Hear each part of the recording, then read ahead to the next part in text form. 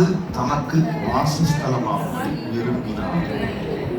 இது என்றென்றைக்கும் நான் தங்கும் இடம். இதை நான் விரும்பினபடியா இங்கே வாசம். நான் சொல்றேன், இந்த வார்த்தைகள் இடைப்பட்டுக் கொண்டே இருந்தன.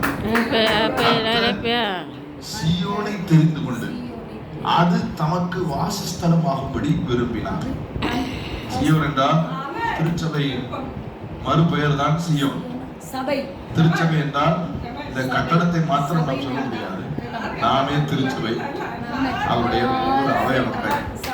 எனவே அவயவங்கள்ன்றனால நம்ம ஜெபிக்கிற இடத்தை புறக்கணிக்க முடியாது.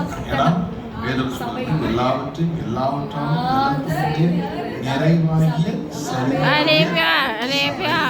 சபை முதல் இதையும்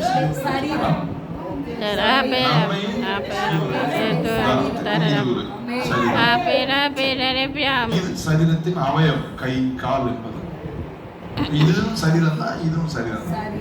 எனவே கர்த்தர் சீயோனை தெரிந்து கொண்டு அது தமக்கு வாசஸ்தலமாகும்படி விரும்பினார். கர்த்தர் விரும்பினார். சொல்ல எல்லாரும் சேர்ந்து சொல்ல, கர்த்தர் விரும்பினார். சேர்ந்து வாசிப்போமா? கர்த்தர் சீயோனை தெரிந்து கொண்டு அது தமக்கு வாசஸ்தலமாகும்படி விரும்பினார். ஆமென் சொல்லுங்களேன். இது என்றென்றைக்கும் நான் தங்கும் இடம்.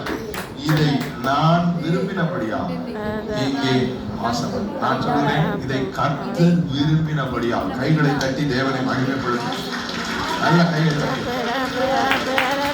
அவரே விரும்பினபடியா. ஆமென் சொல்லுங்களேன். கர்த்தர் விரும்பினபடியா. ஆரம்ப பெயர் கத்தோலிக்க நண்பர் ஜெப ஐக்கியம் என்று நாட்கள் சில கர்த்தர்